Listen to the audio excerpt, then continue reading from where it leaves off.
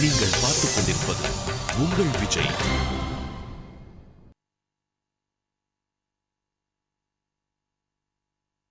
தன் மாமியை பார்த்தாள் ஜானகி. மாமியின் கண்களில் சோகத்தை கண்டாள். பட்டத்து ராணியாக இருப்பினும் அவள் சோகத்தில் மூழ்கியிருந்தாள், குழப்பத்தில் ஆழ்ந்திருந்தாள்.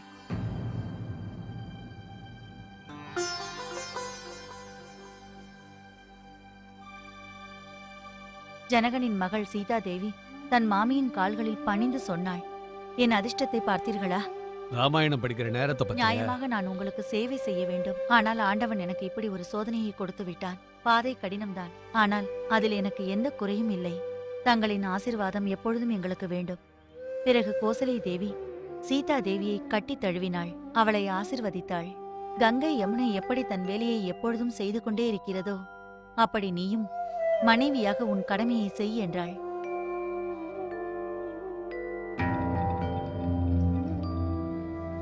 அர்ச்சனா, இந்த மாதிரி பெரியவங்களோட ஆசீர்வாதத்தோட சீதா ஸ்ரீராமருக்கு துணையா இருந்தா.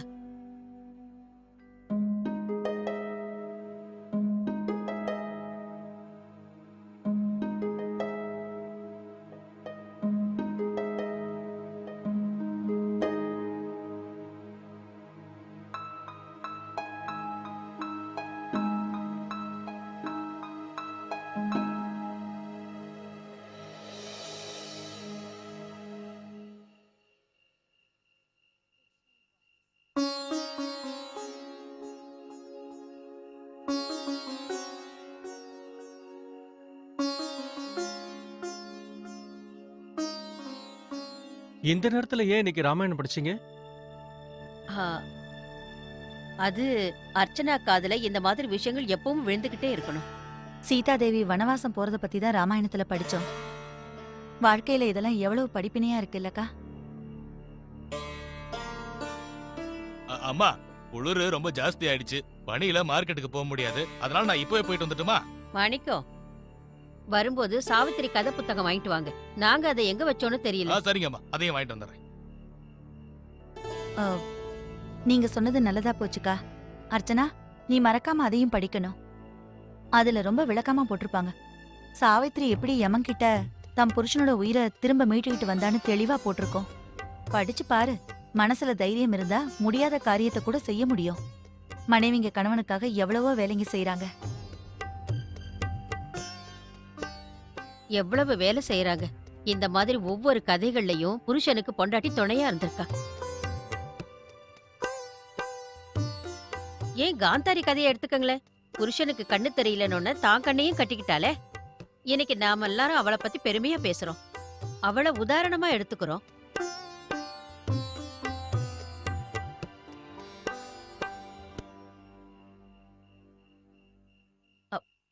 கார்த்திக், வாப்பா வா. ஆ, வந்து உட்காரு. டீ ரெடியா இருக்கு.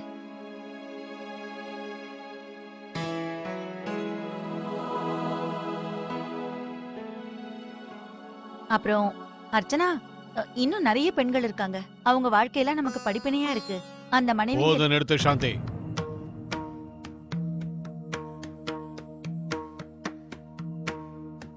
இவ்வளவு விளக்கமா சொல்ல வேண்டிய அவசியம் இல்ல.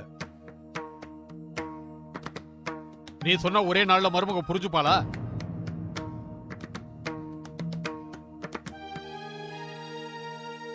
அம்மாடி அர்ச்சனா, இவங்க சொல்றது எதை பத்தின்னு உனக்கு புரியுது இல்ல?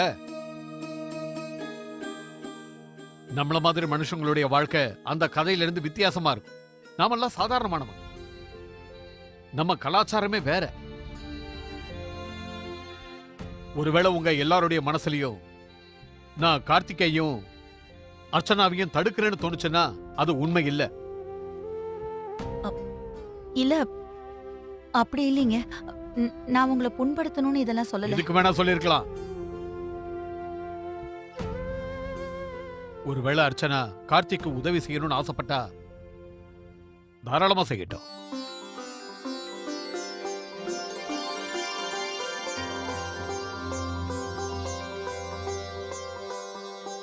கார்த்திக்காக அவ டிசைன் பண்ணி கொடுக்கட்டும். ஆனா ஒரு விஷயம், இதான் முதலும் கடைசியுமா இருக்கணும்.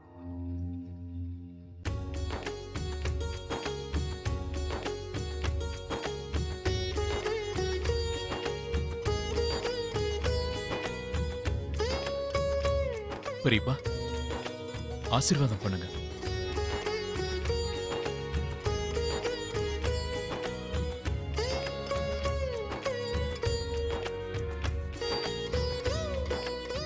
நல்லா வருவீங்க. ஒரு விஷயத்தை ஞாபகம் வச்சுக்கோங்க, நம்ம குடும்ப பெருமையை மறக்க கூடாது.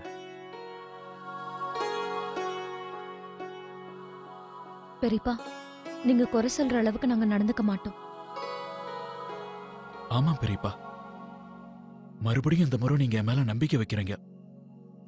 நான் உங்களை நிராசப்படுத்த மாட்டேன். ம்.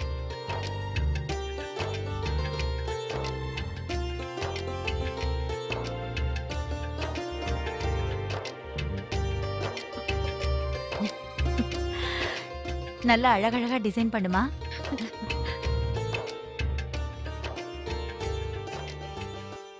கார்த்திக், உங்களுக்கு இங்க குளிர்ல? அதெல்லாம் ஒண்ணும் இல்லையே, அவ்வளவு ஒண்ணும் குளிரா இல்ல. இன்னும் கொஞ்ச நேரத்துல குளிர் அதிகமாக போகுது. அப்புறம் பாருங்க, தானா நீங்க என் ஷால் கொள்ள வந்துருவீங்க. ம்ஹும்.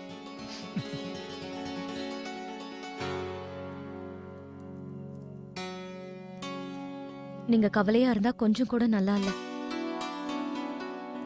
எல்லா பிரச்சனையும் முடியணும்னு நானும் எவ்வளவோ முயற்சி பண்றேன் அர்ச்சனா. ஆனா சூழ்நிலை நமக்கு சாதகமா இல்ல. ஆனா வீட்ல உள்ளவங்களா நமக்கு சாதகமா தானே இருக்காங்க. நீங்களே பாத்தீங்கல்ல, பெரியப்பாவும் அம்மாவும் சேர்ந்து பெரியப்பாவை சமாதானப்படுத்திட்டாங்க. ஆமா அர்ச்சனா, அம்மாவும் பெரியம்மாவும் இல்லனா பெரியப்பாவை சமாதானப்படுத்துறத பத்தி யோசிச்சிருக்க கூட மாட்டேன்.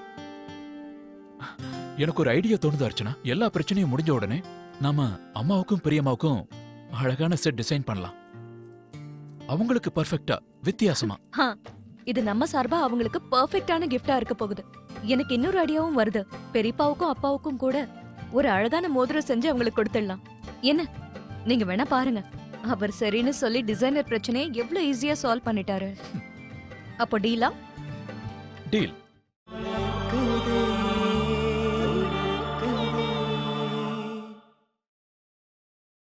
நீங்கள் பார்த்துக் கொண்டிருப்பது உங்கள் விஜய்.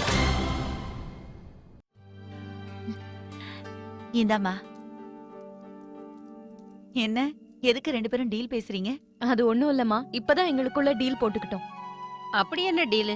அத நாங்க உங்களுக்கு இன்னொரு நாள் தான் சொல்லுவோம். ஆனா அதுக்கு முன்னால உங்களுக்கு ரொம்ப ரொம்ப தேங்க்யூ. பெரியப்பாவை நீங்க ரெண்டு பேரும் தானே சமாதானப்படுத்துனீங்க. எங்களுக்கு தெரியும் அர்ச்சனா, நீங்க செய்யற இந்த காரியம் இந்த வீட்டு சந்தோஷத்துக்குன்னு. நாங்க உங்க ரெண்டு பேருக்கு துணையா இருக்கோம், அவ்வளவுதான். ஆனா எங்களுக்கு அதுவே போதும் பெரியம்மா. நீ நல்லபடியா வெற்றி அடையணும், அதுதான் எங்களுடைய ஆசை. எங்க ஆசீர்வாதம் எப்பவும் உங்களுக்கு இருக்கு.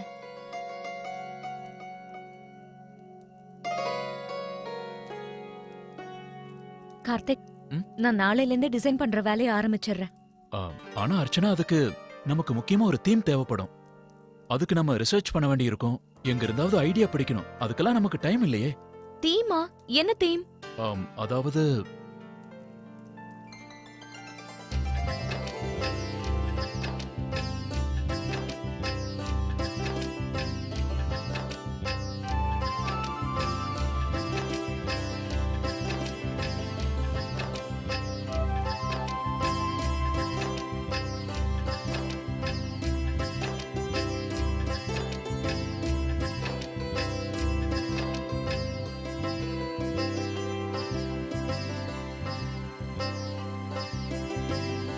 கார்த்திக், இப்போ உங்களுக்கு குளிர்து இல்ல? இல்ல இல்ல, அதெல்லாம் ஒண்ணு இல்ல. நான் சும்மா தான் இப்படி பண்றேன். இந்த மாதிரி பண்ணா எனக்கு ஐடியா வரும். ஆனா எனக்கு பயங்கரமா குளிருதுப்பா. இது ஏன் என்கிட்ட முன்னாடியே சொல்ல? வா உள்ள போலாம், எழுந்துரு. என்ன கார்த்திக்? ம்ஹும். ம்.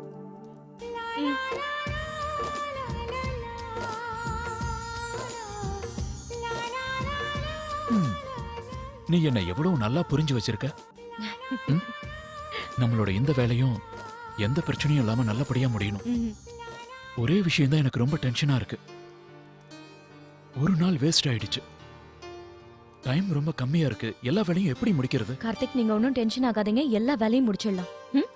அது மட்டும் இல்ல, இன்னைக்கு நாம யோசிக்கிறோம், நாளைக்கு வேலையை ஆரம்பிக்க போறோம். ம்?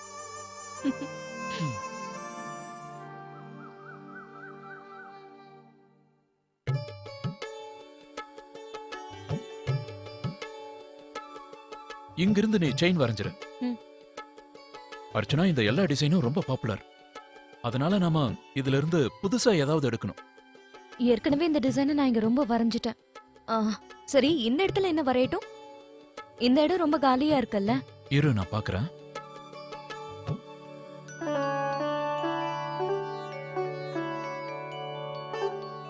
அர்ச்சனா, ஏமா வெத்தலை வரைஞ்சு பாரு.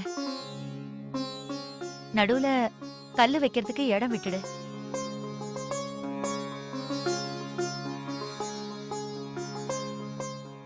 அட வெரி நைஸ். ஆமாமா, இது பார்க்க ரொம்ப அழகா இருக்கே. இதோ இந்த டிசைன்ல இது ரொம்ப அழகா ஃபிட் ஆகுதுமா. ரொம்ப நல்லா சொல்லிருக்கீங்க நீங்க. தேங்க்ஸ்மா. ஒரு டிசைன் முடிச்சாச்சு.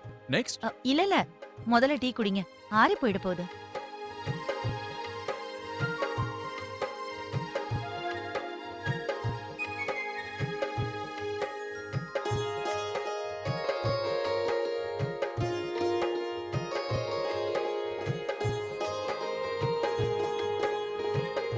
எவ்வளவு உழைப்பு இருக்குல்ல இதுல. ஆ, அது சரிம்மா, உங்க காலத்துல இன்னும் எந்த மாதிரி டிசைன்ஸ் எல்லாம் இருக்கும்? அதிகமா மாங்காய் டிசைன்ஸ் தாம்மா வரும். அப்புறம் யானை டிசைனு, இந்த குந்தன் செட்டு இல்ல, அதுல மீனாக்காரின்னு ஒரு வேலைப்பாடு செய்வாங்க. அப்போ இந்த கெம்பு கல்லு வச்ச வளையல்லாம் ரொம்ப ஃபேமஸ். 2 வளையல் சேர்த்த மாதிரி ஒரு வளையலா இருக்கும். இந்த வேலை எல்லாத்தையுமே ரொம்ப அடர்த்தியா செஞ்சிருப்பாங்க. ஆமா அர்ச்சனா, எனக்கு எங்க பாட்டியோட ஒரு போட்டோ ஞாபகம் இருக்கு. கழுத்து நிறைஞ்ச மாதிரி நெக்லஸ் போட்டிருப்பாங்க, கழுத்து தெரியவே தெரியாது.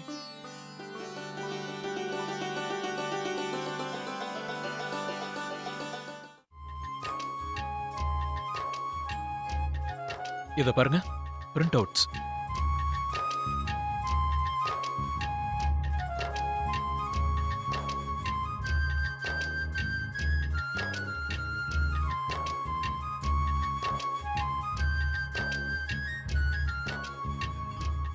இல்ல அர்ச்சனா, நாங்க சொன்ன மாதிரி டிசைன் வரலையேமா. அ, எப்படி உனக்கு புரிய வைக்கிறது? ஒரு நிமிஷம், இத வந்துடுறேன். என்னாச்சுக்கா? ஆ, கண்ணு முன்னாடி இருந்தா அத பார்த்து நான் அழகா வரைஞ்சிருவேன். ஆனா புரிய மாட்டேங்குதே.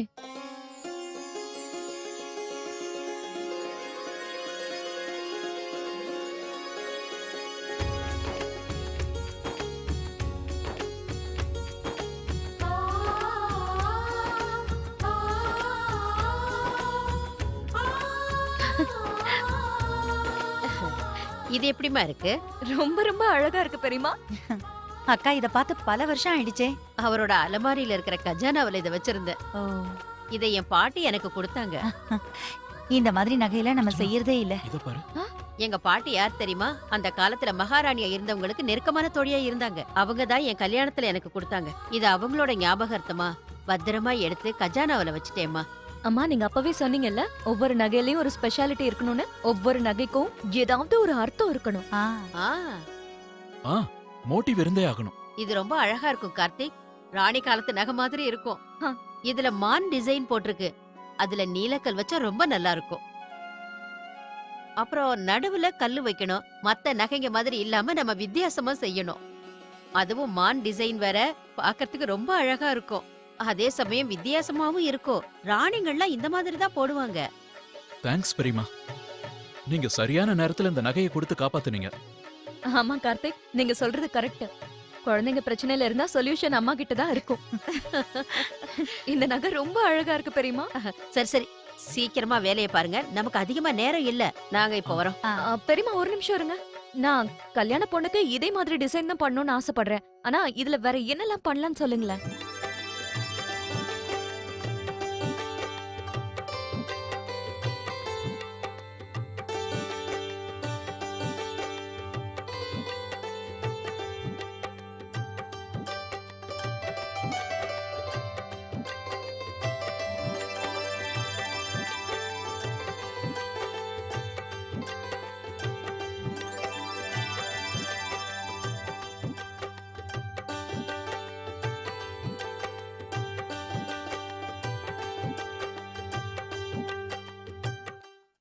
கார்த்திக், இந்த வேலையை தவிர இன்னொரு வேலையும் இருக்கு.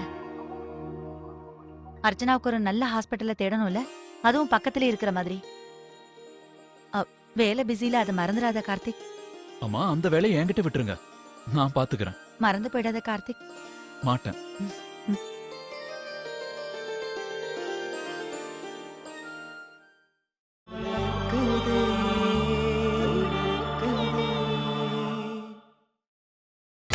நீங்கள் பார்த்துக் கொண்டிருப்பது உங்கள் விஜய். சரி சரி ஓகே பாய். சூர்யா, ஒரு விஷயம் தெரியுமா? என் ஃப்ரெண்ட் ஹர்ஷா இருக்கால, அவளுக்கு பையன் பிறந்திருக்கானா. அப்படியா? ரொம்ப சந்தோஷமா இருக்கா. நம்ம அர்ச்சனாக்கு கூட ஆண் குழந்தை தான் பிறக்கும்னு அவ சொல்றா. ஏன்? பொதுவா சொல்லுவாங்கல்ல, எல்லா பக்கமும் பையன் பிறக்கிறான்னு கேள்விப்பட்டா பையன் பிறப்பானா, பொண்ணு பிறக்கிறான்னு கேள்விப்பட்டா பொண்ணு பிறக்குமா. ஆனா எனக்கு என்னமோ அனன்யாவோட அத்தைக்கு பொண்ணு தான் பிறக்கும்னு தோணுது. எனக்கு என்னவோ பையன் தான் பிறப்பான்னு தோணுது. அனன்யாவுக்கு தம்பி. ஏன்? ஏன்னா நம்ம வீட்ல தான் ஏற்கனவே ஒரு பொன் குழந்தை இருக்குல்ல, அடுத்ததா பையன் தானே பிறந்தாகணும். அதெல்லாம் கிடையாது. அனன்யா கூட ஜாலியா விளையாட அவளுக்கு கசின் சிஸ்டர் தான் வரணும். சூர்யா, நம்ம தேவையில்லாம சண்டை போடுறோம்னு எனக்கு தோணுது. முதல்ல அர்ச்சனாவுக்கும் கார்த்திக்கும் என்ன குழந்தை வேணும்னு நமக்கு தெரியாதுல்ல. சூர்யா, எனக்கு என்னமோ ரொம்ப ஆசையா இருக்கு, அர்ச்சனா கூட இருக்கணும் போல தோணுது. நான் அனன்யாவை அம்மா கிட்டயும் சித்தி கிட்டயும் விட்டுட்டு என் ஃப்ரெண்டு கிட்ட போய் நிறைய விஷயங்கள் பேச போறேன். அது சரி, நல்லா பேசுங்கம்மா. அரட்டாடிங்க. செருப்பு, ஷூ, சாரியோட லேட்டஸ்ட் ஃபேஷன்ஸ், மால்ஸ், பிலிம்ஸ், அப்புறம் ஒரு முக்கியமான விஷயம் இருக்கு. என்ன? புருஷனை பத்தின குறைதான். என்ன பண்றது, அதுக்கு எவ்வளவு நாள் உட்கார்ந்து பேசினாலும் பத்தாது. சூர்யா, எனக்கு ரொம்ப ஆசையா இருக்கு. நான் இப்பவே அர்ச்சனா கிட்ட பேசுறேன். அப்ப இதுக்கு மேல என்ன கண்டுக்க மாட்டேன். என்ன சூர்யா நீங்க?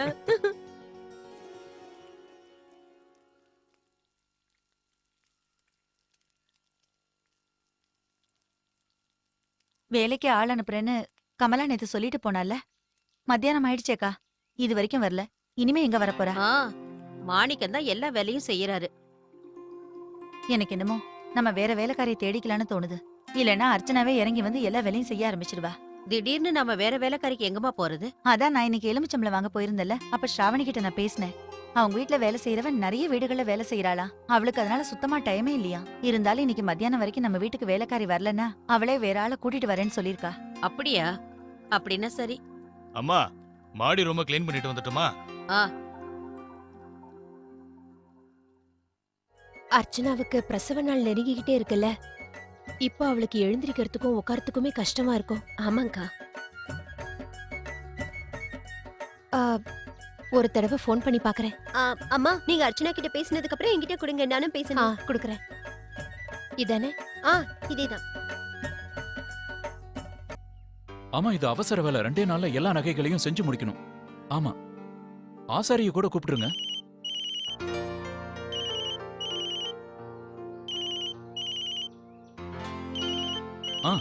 அப்புறம்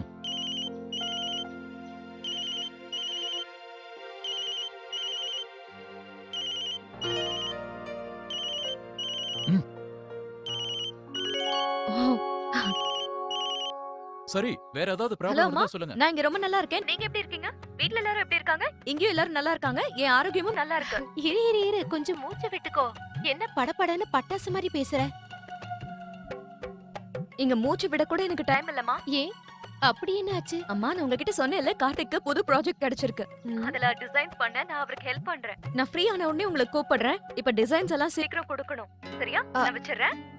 சரி அர்ச்சனா. அப்புறமா சொல்லுமா. நீங்க ரொம்ப நல்ல அம்மா. அர்ச்சனா, நீ இருக்க பாரு. சரி, போனை வைக்கிறேம்மா. பாய்.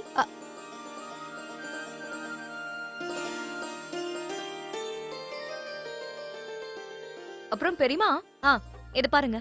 இதுல வளையலோட சேர்ந்து வளையமும் பண்ணிருக்கேன். வளையத்துக்கு மேல ஒரு சின்ன கல் வைக்கிற மாதிரி டிசைன் பண்ணுவேன். நல்லா இருக்கும்ல? ரொம்ப நல்லா இருக்குமா. ஆனா முதல்ல வேலையை நிறுத்திட்டு 2 பேரும் சாப்பிட வாங்க. நாளைக்கு சாயந்தரம் தானே டிசைனை கொடுக்கணும். வேலை செஞ்சுக்கிட்டே சாப்பிடுற அளவுக்கு ஒன்னும் நேரம் குறைவா இல்ல. அம்மா, இந்தாங்க சப்பாத்தி சூடா இருக்கு. குடுமா.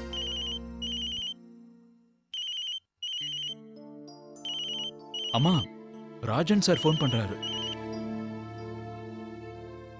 ஹலோ, வணக்கம் சார். ஆமாமா, வேலை நடந்துகிட்டு இருக்கு. என்ன?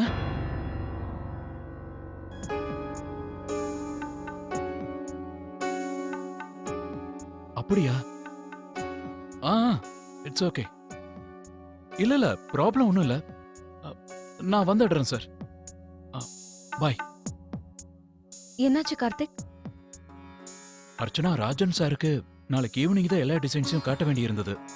ஆனா காலையில 9 மணிக்கே பார்க்கணுமா?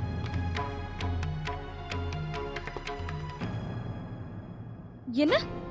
ஏன் அப்படி? காலையில அவருக்கு ஏதோ மீட்டிங்ஸ் இருக்கான். இந்த டிசைன்ஸ் எல்லாத்தையும் வீட்ல காட்டணும்னு அவர் விரும்புறாரு. ஜுவல்லரி வேலையெல்லாம் முன்னாடியே முடிஞ்சிடணும்னு அவர் ஆசைப்படுறாரு. அப்போ கார்த்திக் உங்களால எப்படி செய்ய முடியும்? இப்ப பாதி டிசைன்ஸ் கூட முடியலையே. ஆ கார்த்திக், சாயந்தரம் தான் கொடுக்க முடியும்னு அவருக்கு ஃபோன் பண்ணி சொல்லிடு. இல்ல பெரியமா, அந்த மாதிரி எல்லாம் சொல்ல முடியாது. நம்மளால தானே வேலை ரொம்ப லேட் ஆகுது. ரொம்ப நாளா வேலை நடந்துட்டு இருக்குன்னு அவர் நினைச்சிட்டு இருக்காரு. எனக்கு ஒரு விஷயம் தான் ரொம்ப டென்ஷனா இருக்கு. அவங்க வீட்ல போய் எப்படி பிரசன்டேஷன் பண்ணுவேன்? ஏன்? இது வரைக்கும் நான் யார் வீட்லயும் அப்படி பண்ணதில்லையே.